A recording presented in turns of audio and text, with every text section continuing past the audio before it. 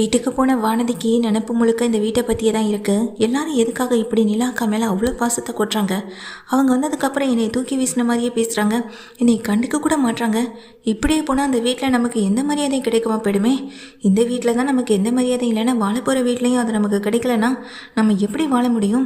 வண்டியை கல்யாணம் பண்ணிவிட்டு அந்த வீட்டுக்கு மருமகள் ஆகிறோம் அப்படின்றத விட அந்த வீட்டில் இருக்க எல்லாரையும் தான் பக்கம் இழுக்கணும். அதுதான் எங்கள் வானதியோடைய நோக்கமாகவும் இருக்குது. வானதி அந்த சிந்தனையிலேயே இங்கே சாப்பிடாம கொள்ளாமல் படுத்து தூங்கவும் செய்கிறாங்க. அடுத்த நாள் காலையிலையும் வானதி கிளம்பி உட்காரும் போதும் அவங்களுக்கு அதே நினைப்பு தான் வருது. பாண்டி கால் பண்ணி வானதி எங்கே இருக்க அப்படின்னு சொல்லி கேட்க, ஏன் பாண்டி இப்போ தான் வீட்டில் இருக்கேன் அப்படின்னு சொல்லும்போது, இல்லை எப்போதும் எனக்கு முன்னாடி நீ கால் பண்ணிவிடுவேன், இன்னைக்கு ஃபோன் பண்ணலேன்னு தான் நான் கால் பண்ணேன்னு சொல்ல, ஓ உனக்கு அதெல்லாம் பண்ண தெரியுமான்னு சொல்லி கேட்குறாங்க. இப்போ எதுக்கு இப்படி பேசுகிறேன்னு சொல்லிட்டு வானதியை பார்த்துட்டு கேட்கவும் செய்கிறாங்க. பாண்டி அதெல்லாம் ஒன்றும் இல்லை, கொஞ்சம் தலைவலியாக இருந்தது, அதான் கொஞ்சம் லேட்டாக கிளம்புனேன்னு சொல்ல, எதுவும் பிரச்சனை இல்லையேன்னு கொஞ்சம் பதட்டப்படுறாங்க பாண்டியும். அதெல்லாம் எதுவும் இல்லை பாண்டி அப்படின்னு சொல்லிட்டு வானதியே இருக்காங்க. வானதிக்கு இங்கே நிலாவை பார்த்து பேசணும். ஏன்னா நிலா கூட பேசினா கொஞ்சம் ஏதாவது நமக்கு நிலா கூட பேசினா நிலா மனசில் என்ன இருக்குது அப்படின்றத தெரிஞ்சுக்கலான்றதுக்காக நிலாவை பார்க்க வீட்டுக்கு போகிறாங்க. நிலா வீட்டில் இருக்க, இன்றைக்கி நீங்கள் ஆஃபீஸ் போகலன்னு சொல்லிட்டு கேட்க, இன்னும் இல்லை, அதை பற்றி எந்த முடிவும் நாங்கள் எடுக்கலை, அதனால் இப்போதைக்கு போகலை அப்படின்னு வானதியை பார்த்து நிலா சொல்லிட்டு இருக்காங்க. அக்கா உங்ககிட்ட கொஞ்சம் பேசணும் அப்படின்னு சொல்ல, என்ன வானதின்னு சொல்லி கேட்க, வாங்கக்கா வெளியேன்னு தனியாக கூட்டிகிட்டு போகிறாங்க. என்ன வானதி என்ன விஷயம்னு சொல்லி கேட்க, இல்லை நீங்களும் சோழனும் பேசிக்கிட்டு தான் நான் பார்த்தேன். முன்னெல்லாம் வாங்க போங்கன்னு கொஞ்சம் டிஸ்டன்ஸ் மெயின்டைன் பண்ணி பேசுவீங்க, இப்போல்லாம் நீ வா போ அப்படின்ற மாதிரி சோழன் ப்ரோவும் உங்களை பார்த்து பேச ஆரம்பிச்சிட்டாரு. நீங்களும் அப்படி தான் இருக்கீங்க. ஆமாம், உண்மையிலேயே நீங்கள் பிடிக்காமல் கல்யாணம் பண்ணிக்கிட்டீங்க தானே? டிவோர்ஸ் கூட போயிட்டுருக்கல. நீங்கள் ஒரு டிவோர்ஸ் பண்ண போகிறீங்களா இல்லை அவர் கூட சேர்ந்து வாழ போகிறீங்களா? எனக்கு இந்த சந்தேகம் இருந்துக்கிட்டே இருந்தது, உங்ககிட்ட கேட்கணும்னு தோணிக்கிட்டே இருந்தது. மற்றபடி தப்பாக எதுவும் நினச்சிக்க வேணாம், விருப்பப்பட்டால் சொல்லுங்கள் அப்படின்னு வானதி சொல்ல, சச்சா அதெல்லாம் எதுவும் இல்லை அப்படின்னு சொல்லிட்டு வானதி பார்த்து நிலா பேச வராங்க.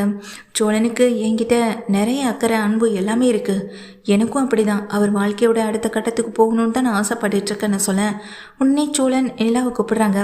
நிலா ஒரு முக்கியமான ஃபோன் வாங்க அப்படின்னு சொல்லும்போது, நிலாவும் ஒரு நிமிஷம் இருங்க வானதின்னு சொல்லும்போது, நிலா இங்கே வா நிலா அப்படின்னு சொல்லி திரும்ப திரும்ப கூப்பிட, இதோ வரேன் சோழன் அப்படின்னு சொல்லிட்டு நிலாவும் போகிறாங்க. என்ன இது, நிலாக்கா மனசில் சோழன் ப்ரோவை பற்றி நல்ல அபிப்பிராயம் வர ஆரம்பிச்சிட்டா.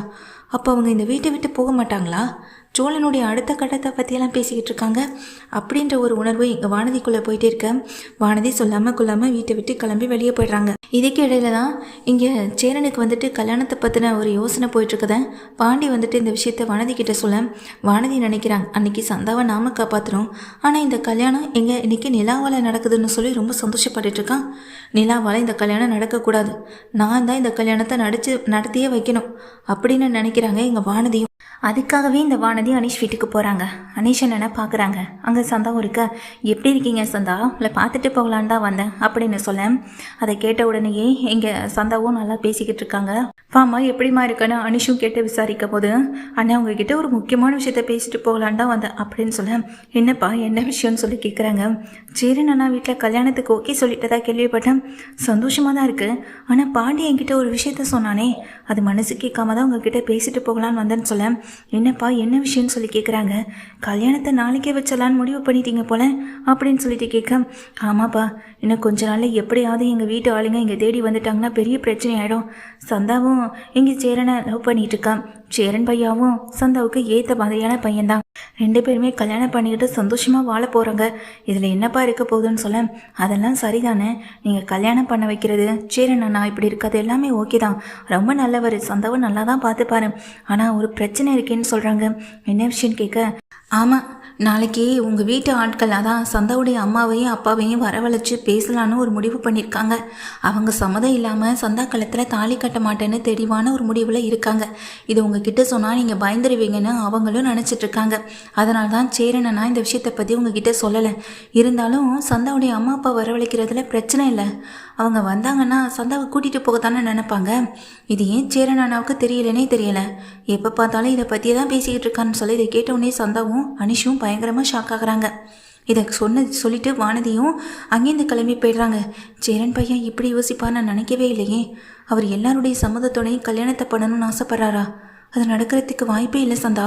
நாளைக்கு இந்த கல்யாணம் நடக்குதோ இல்லையோ, ஆனால் உனக்கும் தாய் மாமாவுக்கு கல்யாணத்தை பண்ணணுன்ற ஒரு முடிவை அவங்க எடுத்துட்டாங்கன்னா என்ன பண்ணுறது அப்படின்ற மாதிரி சொல்லிட்டு இருக்காங்க.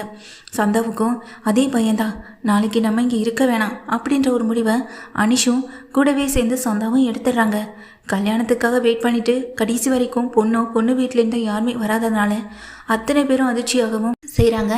அது மட்டும் இல்லாமல் வானதிக்கு மனசுக்குள்ள ஒரு சின்ன சந்தோஷம், இந்த கல்யாணம் நடக்கணும், அது என்னால் நடந்த மாதிரி இருக்கணும், இந்த வீட்டில் இருக்கவங்க எல்லாரும் என்னை பற்றி மட்டுமே தான் பேசணும், அதுக்காக தானே இந்த ஏற்பாட்டை பண்ணினேன். இப்போது இந்த சுச்சுவேஷனில் சந்தாவை நாம் கொண்டு வந்து இங்கே நிறுத்திட்டோன்னா அப்போது எல்லா நல்ல பேரும் நமக்கு தானே கிடைக்கும் அப்படின்னு தான் வானதி நினைக்கிறாங்க. கல்யாணம் நடக்கலைன்ற ஒரு எண்ணத்தில் எல்லாருமே கிளம்பும்போது இப்போ எதுக்கு எல்லாரும் கிளம்புறீங்க, கல்யாணம் நடக்கும், நான் போய் சந்தாவை கூட்டிகிட்டு வரேன், அவங்க நிச்சயமாக வருவாங்க அப்படின்னு சொல்லிட்டு இங்கே வானதி என்ன பண்ணுறாங்க, சந்தாவை கூட்டிகிட்டு வரணும் அப்படின்ற ஒரு முடிவோடு கிளம்பி போகிறாங்க. அவங்க எங்கே போயிருக்க போகிறாங்க, கல்யாணத்துக்கு பயந்துக்கிட்டு அவங்க வீட்லேருந்து யாராவது வந்துடுவாங்கன்னு நினச்சிட்டு இங்கே தான் எங்கேயாவது இருப்பாங்க, நம்ம போய் கூட்டிகிட்டு வந்துடுவோம் சொல்லிட்டு தான் வானதி போறாங்க. ஆனா பார்த்தா வீடு பூட்டி கிடக்கு, வீட்டில் யாருமே இல்லை. வானதிக்கு ரொம்ப பயமாயிடுது, என்ன இது யாரையும் காணும், எங்க போயிட்டாங்க அப்படின்னு நினைச்சிட்டு இருக்காங்க. ஆனால் பல்லவனுடைய ஃப்ரெண்ட்ஸ் வந்துட்டு இந்த காம்படிஷனுக்காக ப்ராக்டிஸ் பண்ணணும்னு சொல்லிட்டு கிரவுண்டில் இருக்கும்போது தான் இங்கே பல்லவன் இந்த சந்தாவுடைய ஃபோட்டோவையும் தான் அண்ணனுடைய ஃபோட்டோவையும் காட்டி கல்யாணம்னு சொல்லி வந்துருங்கடான்னு சொல்லி பேசிகிட்டு இருந்திருப்பாங்க. அவங்களும் அங்கேருந்து கிளம்பிட்டு இருக்க அந்த நேரத்தில் தான் இந்த பொண்ணு இந்த பக்கம் போகிறத பார்த்துட்டு உடனே இங்கே பாண்டிக்கும் பல்லவனுக்கும் கால் பண்ணி சொல்லியிருப்பாங்க. பல்லவன் பாண்டிகிட்ட சொல்ல பாண்டி உடனே அங்கேருந்து கிளம்பி போகிறாங்க. இதுக்கு இடையில வானதி சந்தாவை தேடி போயிட்டு சந்தா அங்கே இல்லைன்னதும் பதட்டத்தோடு என்ன பண்ணுறதுன்னு தெரியாமல் நேராக இங்கே வரவும் செய்கிறாங்க. வந்து பார்த்தா பாண்டியை காணும். பாண்டி எங்கன்னு சொல்லி கேட்க பாண்டியும் நிலா அண்ணியும் இப்போதான் இங்கேருந்து கிளம்பி போயிருக்காங்க, சந்தாவோட கொஞ்சம் நேரத்தில் திரும்ப வந்துடுவாங்கன்னு சொல்லிட்டு இருக்காங்க. சந்தா அனீஷ் 2 பேருமே இங்கே வரவும் செய்கிறாங்க நேராக மண்டபத்துக்கு. அங்கே வந்து பார்த்தா என்னாச்சு, என்ன அனீஷ் கல்யாணம்னு சொல்லியிருந்தோன்னா நீ வராமல் என்ன பண்ணிட்டு இருக்கன்னு அங்கே சோழனை கேட்க, இல்லை இங்கே ஒரு பையா தான் இங்கே சந்தாவுடைய அம்மா அப்பாவை வரவழைக்கணும்னு சொல்லியிருந்தாரே, அப்படி அவங்க வந்தாங்கன்னா சந்தாவை கூட்டிகிட்டு போயிட மாட்டாங்களாம், எங்களோட நிலைமையை நீ புரிஞ்சுக்கவே இல்லையா பையா அப்படின்னு சொல்ல, என்ன அனீஸை சொல்கிறேன், நான் எதுக்காக சந்தா அம்மா அப்பாவுக்கு ஃபோன் பண்ணணும், அப்படிலாம் நான் எதுவும் பண்ணலையேன்னு சொல்ல, வானதி தானே நேற்று வீடு வந்து எங்களை பார்த்து சொல்லிச்சு, அப்படியெல்லாம் நடந்தால் சந்தாவை கூட்டிகிட்டு போயிடுவாங்கன்னு நினச்சி தானே நான் பயந்து போயிட்டு சந்தாவை இங்கேருந்து கிளப்பி வேறு எங்கேயும் கூட்டிகிட்டு போனேன் அப்படின்னு அனீஷ் உண்மையை ஒத்துக்கிறாங்க. இதெல்லாம் பார்த்துக்கிட்டு இருக்க பாட்டிக்கு ரொம்ப கோவம் வந்து வானதியை பார்த்து நீ தான் இது எல்லாத்துக்கும் காரணமா அப்படின்னு சொல்ல, ஆமாம் நான் தான் காரணம் அப்படின்னு கத்துறாங்க. எப்போ பார்த்தாலும் நிலா நிலா நிலான்னு எப்போ பார்த்தாலும் அவங்கள பற்றி மட்டுமே தான் பெருமையை பேசுகிறீங்க, எப்படியாச்சும் என்னையை பற்றி இந்த வீட்டில் இருக்கவங்க நல்லதாக நினைக்கணுன்றதுக்காக தான் நான் இதெல்லாம் செஞ்சேன்னு சொல்ல, அந்த நேரத்தில் கோவத்தில் அடிக்கவும் செஞ்சிடறாங்க பாண்டி வானதியை. கொஞ்சமாவது உனக்கு அறிவு இருக்கா, எங்கள் அண்ணன் கல்யாணம் எப்போ நடக்கும் நாங்களாம் எவ்வளோ நாள் எதிர்பார்த்துட்டு இருந்திருக்கோம் தெரியுமா, கல்யாணம் நடக்க போகிற சமயத்தில் கடைசியில் நீயே இப்படி பண்ணியிருக்க, இப்போ சொல்கிறேன்டி எனக்கு உன்னை பிடிக்கல, உன் கூட சேர்ந்து வளவும் பிடிக்கல, நல்லது பண்ணணும்னா அது உண்மையாக பண்ணணும், இப்படி அடுத்தவங்களை மட்டப்படுத்தி செய்யணும், அடுத்தவங்களை கீழே தள்ளி விடணுன்றதுக்காக நீ செய்கிறதுக்கு பேர் நல்லதே கிடையாது, திரும்ப திரும்ப எங்களை காயப்படுத்திக்கிட்டே இருக்க வானதி, நீ முதல்ல இங்கேருந்து கிளம்பு அப்படின்னு பாண்டி சொல்லும்போது வானதி கன்னத்தில் அரை வாங்கிட்டு அழுதுகிட்டே நிற்க, கிளம்பி போடி வெளியே அப்படின்னு சொல்லி திட்டிடுறாங்க. சேரன் சந்தா உங்கள் கல்யாணம் நல்லபடியாக முடியவும் செய்து அந்த இடத்துல வானதியோடைய இங்கே விளையாட்டு வந்துட்டு அதோடு ஸ்டாப் ஆகவும் செய்து. நிலாவும் கல்யாணம்லாம் முடிஞ்சதுக்கு பிறகு நேராக வானதியை பார்த்து பேசணும்னு நினைக்கிறாங்க. அண்ணி நீங்கள் ஒன்றும் அதெல்லாம் அவளையெல்லாம் போய் பார்த்து பேச வேணாம், நீங்கள் வீட்டிலே இருங்க, அவள் பண்ண தப்புக்கு தண்டனை அதுதான், இதுக்கு மேலே வேறு என்ன யார் தண்டனை கொடுக்க முடியும், இனிமேல் அவளுக்கும் எனக்கு எந்த சம்மந்தமும் இல்லை, என் அண்ணன் கல்யாணத்தை நிறுத்தி அவன் மூலமாக இந்த கல்யாணத்தை நடத்தணும்னு நினச்சால அப்போவே எல்லாம் முடிஞ்சு போச்சுன்னு சொல்லி நிலா கிட்ட இங்கே சொல்ல செஞ்சிடறாங்க. நிலாவும் சோழனை பார்க்க அட விடு நிலா பார்த்துக்கலான்னு எங்கள் சோழன் நிலாவை பார்த்துட்டு சொல்லிட்டு இருக்காங்க.